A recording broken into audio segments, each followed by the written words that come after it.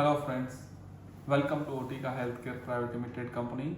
Today we are going to demonstrate an unboxing and usage of Otica made Woods lamp.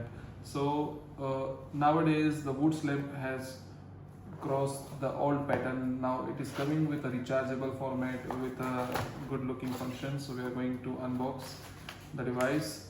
It comes with a quality check tag and with the warranty card, as well as it comes with a black or we can say dark cloth. This is the rechargeable unit. So this comes with a charger, the recharging cable and the main device.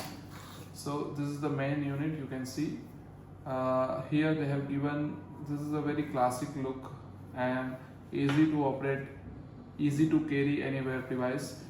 Basically old pattern was something like that. You have to keep the device along with the cable, where you cannot use as a modular, but this can be used as a module and you can take it anywhere.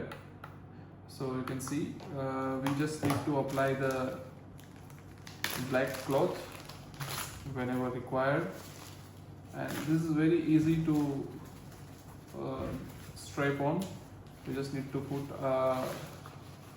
black cloth on the device and you can see the blue light inside of the device.